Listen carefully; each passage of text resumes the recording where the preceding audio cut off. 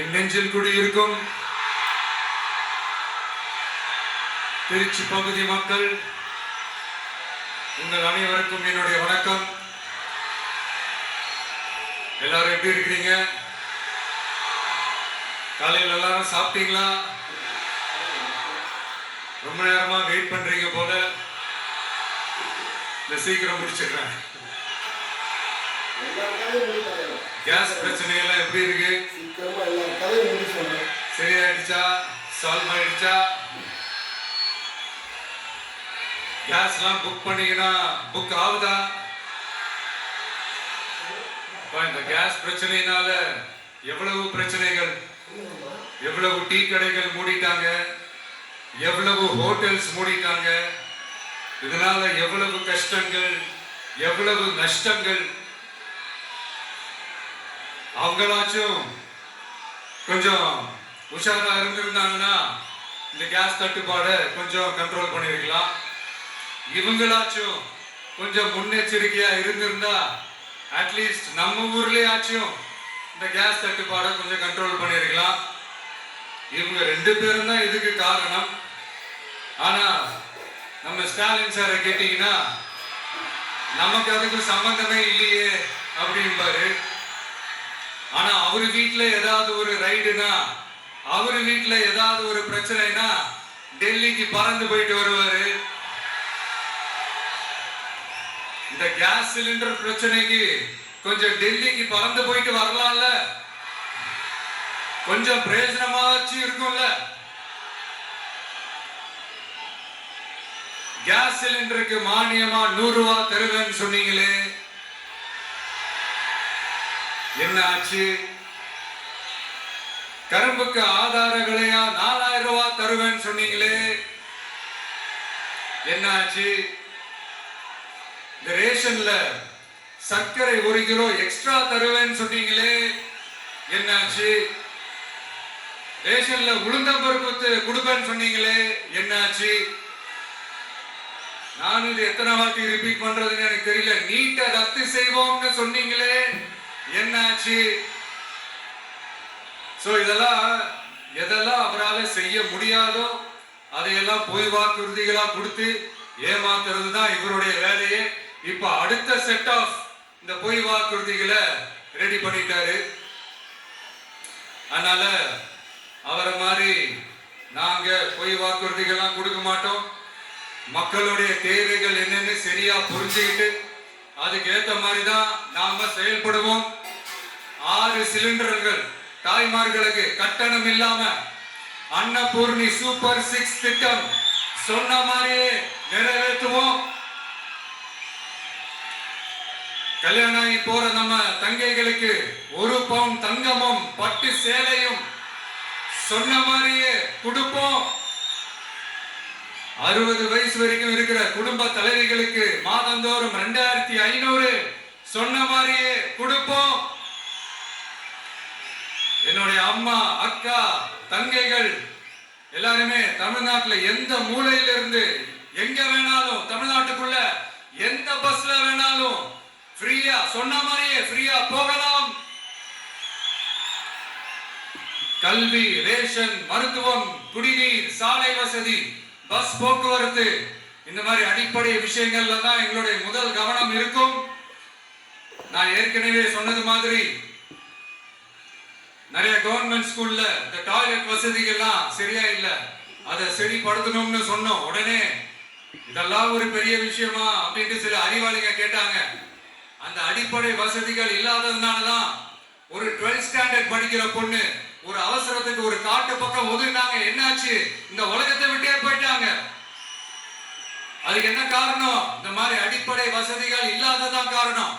அதனால என்னுடைய தாய்மார்களே, உங்களுக்கு பாதுகாப்பு இல்லாத இந்த அடிப்படை வசதிகள் கூட செஞ்சு கொடுக்காத இந்த தீய சக்தி திமுக அரசை என்ன பண்ணலாம்? தூக்கி வீசி அறிவோமா? எதுக்கு இப்ப அங்க இங்க சுத்திக்கிட்டு நம்ம ஊருக்கே வருவோம், நம்ம திருச்சிக்கே வருவோம். இங்க ஒரு மந்திரி இருக்கிறாரு, நகராட்சி துறையில வேலை வாங்கி தரதா சொல்லி கோடிக்கணக்கான பணத்தை லஞ்சமா வாங்கிக்கிட்டு தகுதியானவங்களுக்கு எல்லாம் வேலை வாய்ப்பு கிடைக்காத அளவுக்கு பண்ணிருக்கிறாரு. இதெல்லாம் எவ்வளவு பெரிய ஒரு ஏமாத்து வேலை. அதனால நம்ம தம்பி தங்கைகளே, உங்களுக்கு இந்த வேலை வாய்ப்பை பறிச்ச இந்த ஸ்டாலின் சார் சர்க்காரை என்ன பண்ணலாம்? தூக்கி வீசி எறிவோமா? உங்களுக்கு இந்த பாதுகாப்பு இல்லாத, சட்டம் ஒழுங்கு சரியில்லாத இந்த தீய சக்தி திமுக அரசை என்ன பண்ணலாம்? தூக்கி வீசி எறிவோமா? நகராட்சி துறையில மட்டுமே 1000 கோடிக்கு மேல ஊழல்னா அப்ப மத்த துறையில எல்லாம் கொஞ்சம் கணக்கு போட்டு பாருங்க, தலையெல்லாம் சுத்தி போயிடும். நான் கொஞ்ச நாளைக்கு முன்னாடி சொல்லியிருந்தேன், இந்த ஸ்டாலின் சார் டாக்ஸ் அப்படின்ட்டு, இந்த ஜிஎஸ்டி மாதிரி எஸ்எஸ்டி, அதை பத்தி அவங்க வாயை திறக்கலைங்க. என்னமோ அவங்களே ஒத்துக்கிட்ட மாதிரி இருக்குது. ஆமா, இப்படி ஒரு டாக்ஸ் இருக்குது அப்படின்னு அவங்களே ஒத்துக்கிட்ட மாதிரி ஆயிடுச்சு.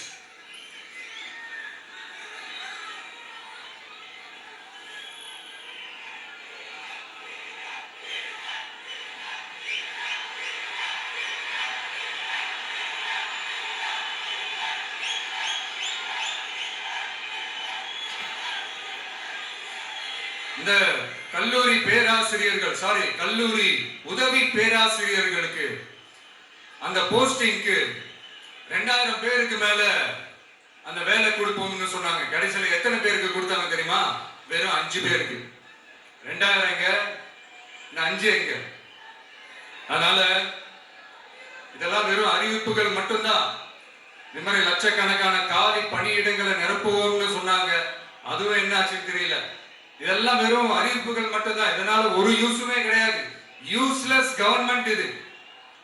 அது மாதிரி 100% ஒரு நியாயமான ஒரு ஆட்சியை நாம கொடுப்போங்க. 100% நீங்க இந்த விஜய நம்பலாம்ங்க. நீங்க நம்புறீங்கன்னு எனக்கு தெரியும். அதனாலதான் என்னுடைய சொந்த பந்தங்களாகிய உங்ககிட்ட எனக்கு அந்த உரிமை இருக்கு. எனக்கு ஒரு வாய்ப்பு கொடுங்க, எனக்கு ஒரு சான்ஸ் கொடுங்கன்னு உங்ககிட்ட கேட்காம வேற யாருக்கிட்ட நான் கேட்பேன். அதனால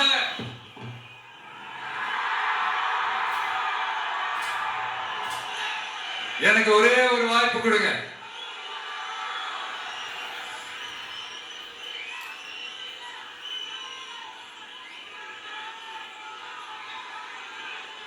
இருந்தாலும் ரொம்ப முக்கியமா ஒண்ணு நீங்க ஆழமா மனசுல வச்சுக்கணும்.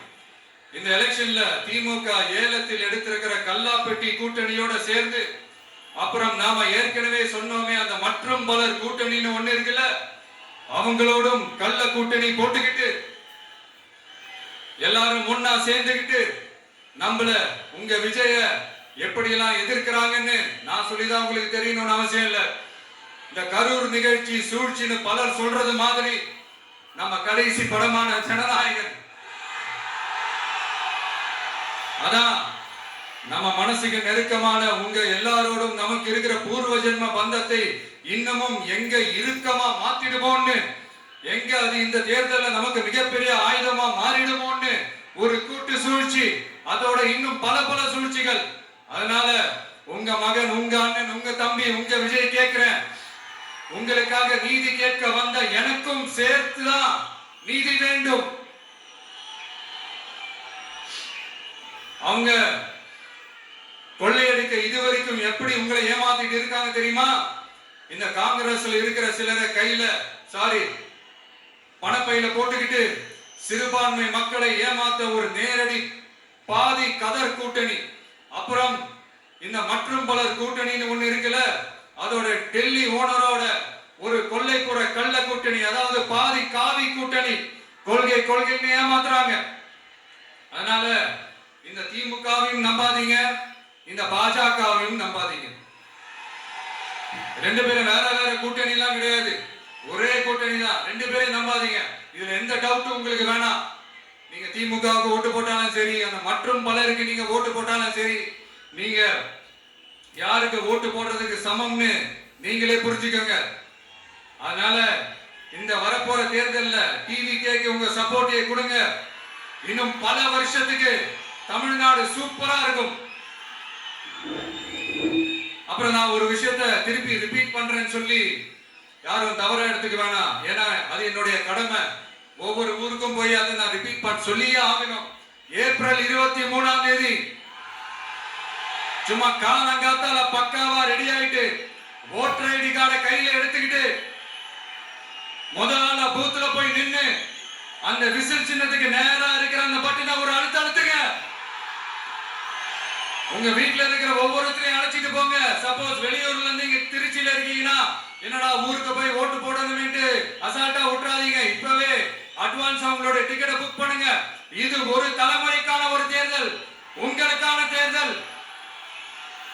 எவ்வளவு பெரிய வசதியான வாழ்க்கையா இருந்தாலும் எல்லாத்தையும் உதவி தள்ளிட்டு உங்களுக்காக மட்டுமே வந்திருக்கிறேன். உங்களுக்காக நன்றி கடன் செலுத்துறதுக்காக மட்டுமே வந்திருக்கிறேன்.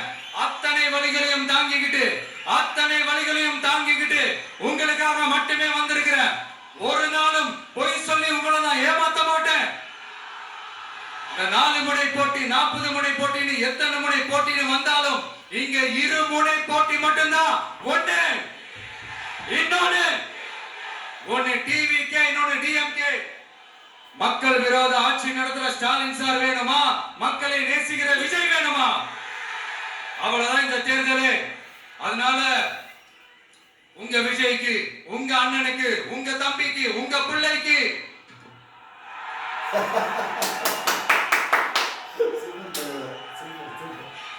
ஒரே ஒரு வாய்ப்பு கொடுங்க. தயவு செஞ்சு விசில் சின்னத்துக்கு ஓட்டு போடுங்க.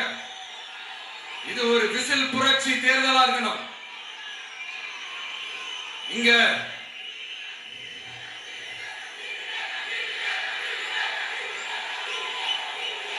தேங்க்யூ. இங்க திருச்சி இந்த எல்லா தொகுதியிலும் நம்மளுடைய நண்பர்களை, நம்மளுடைய தோழர்களை வேட்பாளர்களா அன்னைக்கு அறிவிச்சேன், நிப்பாட்டி இருக்கேன். அவங்க வேற, நான் வேறன்னு தயவு செஞ்சு பிரிச்சு பாத்துறாதீங்க. அவங்க எல்லாரையும் வெற்றி பெற செய்யணும்னு உங்க எல்லாரையும் தாழ்மையுடன் நான் கேட்டுக்கிறேன். நான் தன்னந்தனியாளு, நீ ஏதோ நம்ம பாரு. கொஞ்சம் நவுந்தனா இங்க 8 கோடி பேரு. மிரள போது ஸ்டேட்டு எங்க விசிறு சத்தம் கேட்டு. நல்லவங்க வாழ நீ விசிலு கடி ஓட்ட. கடைசி நம்பிக்கை மக்களை தேடி வருது. அதை இறுக்கி புடிச்சு ஒரு வரலாறு எழுது. உங்க விஜய் நான் வர. விசில் அடிக்க ரெடியா?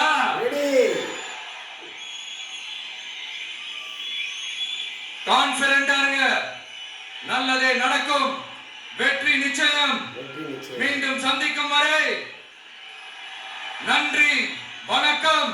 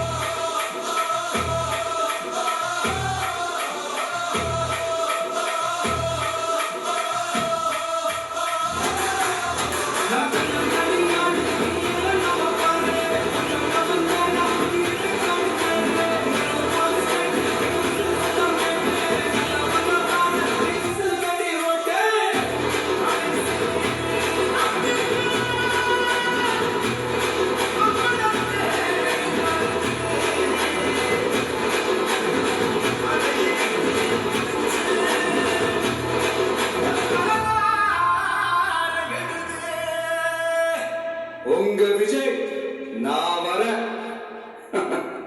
விசில் அடிக்க ரெடியா?